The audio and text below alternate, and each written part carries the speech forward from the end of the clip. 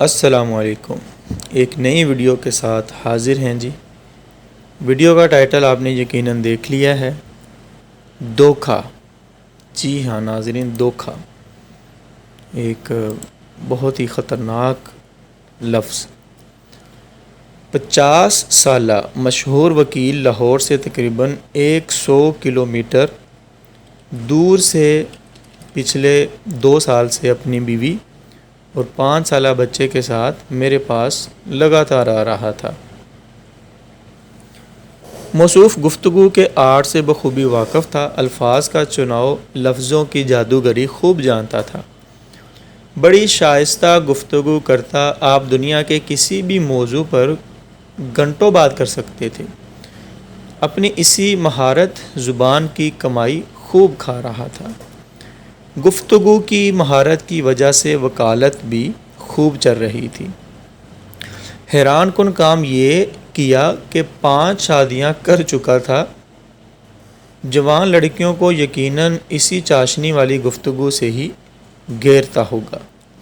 ایک بار میں نے جب اتنی زیادہ شادیوں کے بارے میں سوال کیا تو چالاکی سے بولا، جناب میں عورتوں کا رسیہ نہیں ہوں، بے اولادی کی وجہ سے اتنی شادیاں کی ہیں۔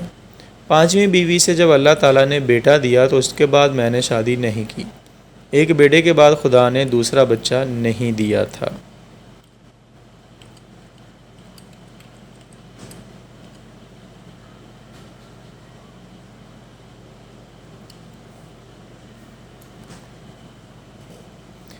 اسی سلسلے میں دونوں میاں بیوی میرے پاس بھی آ رہے تھے۔ گفتگو کی جادوگری کی وجہ سے میرے بھی قریب ہو گئے تھے۔ جب بھی موقع ملتا میری مدح سرائی کرتے، تصوف روحانیت پر بھی گفتگو کر لیتے، اپنی سخاوت کے بھی خوب چرچے کرتے۔ کبھی تو لگاتار آتے، کبھی درمیان میں مہینوں غائب ہو جاتے۔ آج بھی کئی مہینوں کے بعد آئے تھے۔ آج نہ تو ان کی آنکھوں میں ذہانت چلاکی چمک رہی تھی اور نہ ہی چہرے پر بھرپور زندگی گزارنے والے وکیل صاحب تھے، لیکن آج تمام رنگوں سے دور بلیک اینڈ وائٹ تصویر بنے پیکر لاچارگی، بے بسی، پریشانی اور ماندگی زندہ لاش کی طرح بیٹھے تھے۔ میں اس ناخوشگوار تبدیلی پر بہت حیران تھا، کیونکہ مجھے ہمیشہ سے ہی زندگی سے بھرپور لوگ بھاتے ہیں، جو ہر حال میں رب کریم پر خوش اور صابر رہتے ہیں۔ شاکر لوگوں کے چہروں پر ایک خاص قسم کا روحانی سکون آمیز تبسم ہوتا ہے، جو ان کی باطنی خوشی اطمینان کا اظہار ہوتا ہے۔ جو زندگی کے نشیب و فراز میں ہمیشہ مسکرا کر زندگی کے مسائل کا مقابلہ کرتے ہیں، لیکن آج وکیل صاحب اجڑے گلشن کی تصویر پیش کر رہے تھے، جو ہمیشہ استری شدہ مایا لگے سفید لٹھے اور سیاہ واسکٹ میں ملبوس ہوتے تھے۔ آج کئی دن پرانے سوٹوں سلوٹوں والے کپڑوں میں، شیو کئی دن کی بڑی ہوئی، بالوں میں کلر بھی نہیں لگا ہوا تھا، ایک دم بوڑھے نظر آ رہے تھے۔ وکیل صاحب کی اس قدر ناخوشگوار تبدیلی نے مجھے فوری طور پر ان کی طرف متوجہ کر دیا۔ میں سب کو چھوڑ کر وکیل صاحب کی طرف بڑھا اور جاتے ہی پوچھا، وکیل صاحب خیر ہے؟ آپ نے اپنی یہ کیا حالت بنا رکھی ہے؟ سب ٹھیک ہے نا؟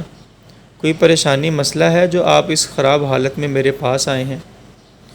تو وکیل صاحب میرے گلے لگ کر پھوٹ پھوٹ کر رونے لگے۔ سر میں لٹ گیا، برباد ہو گیا، میری کل متاع حیات لٹ گئی، میں کہیں کا نہیں رہا۔ وکیل مجھ سے لپٹا ایسی باتیں کرتا جا رہا تھا اور ساتھ میں پھوٹ پھوٹ کر رو بھی رہا تھا۔ جب وہ خوب رو چکا تو ہم دونوں جا کر اس کی کار میں بیٹھ گئے۔ کار میں بیٹھ کر وکیل صاحب اپنی داڑھیں مار کر اونچی آواز میں رونا شروع ہو گئے۔ اب انہوں نے رونے کے ساتھ اپنے آپ کو پیٹنا شروع کر دیا۔ میں حیران پریشان وکیل صاحب کی حالت دیکھ کر پریشان ہو رہا تھا کہ وکیل صاحب کے ساتھ ایسا کون سا حادثہ ہو گیا جو مضبوط، طاقتور، چالاک، ذہین ترین انسان بے بس کمزور بچوں کی طرح رو رہا تھا۔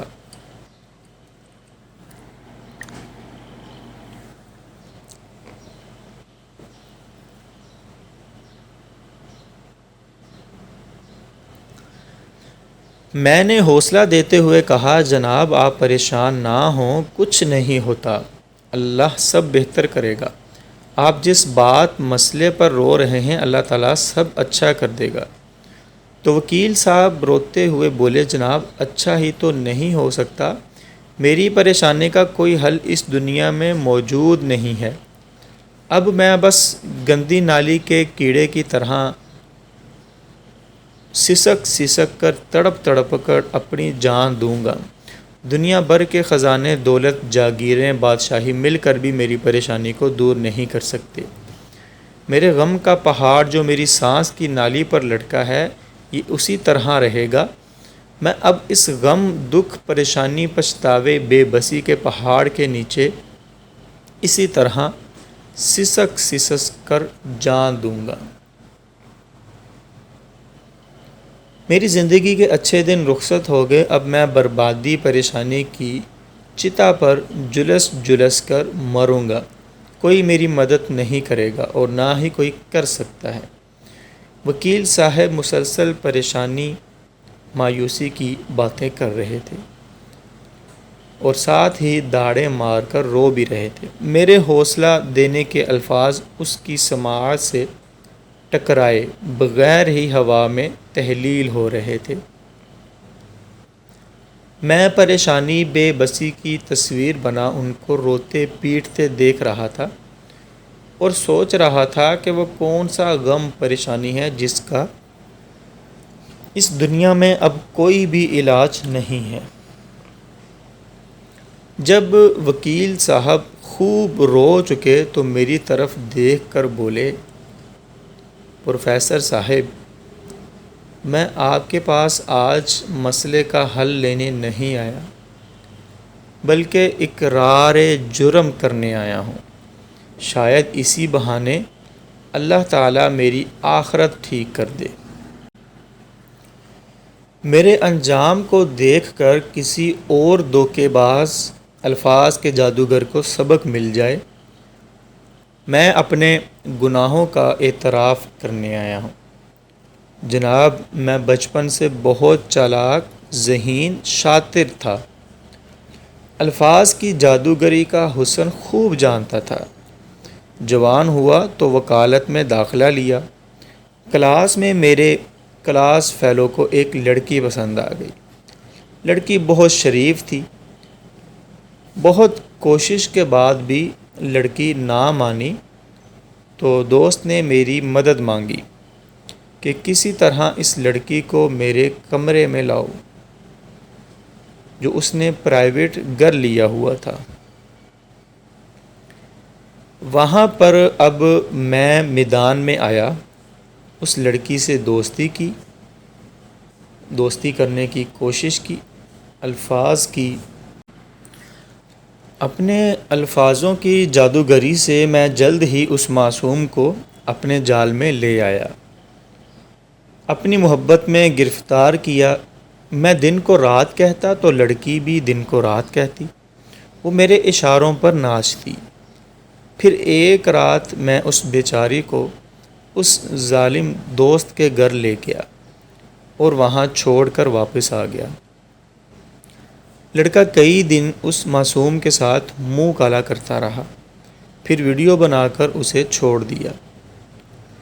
ذلت برداشت نہ کرتے ہوئے لڑکی نے خودکشی کر لی، میں وکیل بن گیا، شادی کی تو پتہ چلا میرے اندر اولاد پیدا کرنے کے جراثیم ہی نہیں ہیں، پہلی بیوی چھوڑ گئی تو دوسری، پھر تیسری شادی کی، پھر چوتھی شادی کی، چند ماہ کے بعد ہی بیوی مجھے چھوڑ کر بھاگ جاتی، پھر میں نے انتہائی غریب لڑکی سے شادی کی تاکہ بھاگے نہ، اس بیوی سے حیران کن طور پر بیٹا پیدا ہوا تو میں سمجھا حکیم کی دوائی نے کام کر دیا ہے، لیکن پھر ایک دن میں نے اپنی بیوی کو حکیم صاحب کے ساتھ قابل اعتراض حالت میں پکڑ لیا تو بیوی نے اعتراف کیا کہ یہ بچہ بھی حکیم صاحب کا ہے، انہوں نے کہا تھا تمہارا میاں کبھی باپ نہیں بن سکتا، تم کو بھی طلاق دے دے گا یا چھوڑ دے گا، اس لیے بچے کے لیے میں نے حکیم سے تعلقات قائم کر لیے۔ پھر وکیل رونے لگا، پروفیسر صاحب میں نے کسی کو دھوکہ دیا، خدا نے مجھے سبق دیا۔ جب مجھے پتہ چلا میں بیوی کو طلاق دے کر شہر چھوڑ آیا ہوں، دن رات شرمندگی، بے بسی، دوزخ میں جلتا ہوں۔ میری سزا کا عمل دنیا میں ہی جاری ہو چکا ہے۔ جو جوانی، طاقت، گفتگو کے غرور میں کسی کو دھوکہ دیتا ہے، فطرت خدا پھر اس کو زندہ لاش بنا دیتا ہے۔ تو ناظرین، یہ تھی ایک چھوٹی سی ویڈیو، اس میں ہمیں ایک سبق ملا ہے، تو اس کو دوسروں کے ساتھ شیئر کریں، ہو سکتا ہے کسی کو اس سے فائدہ ہو۔ Thank you.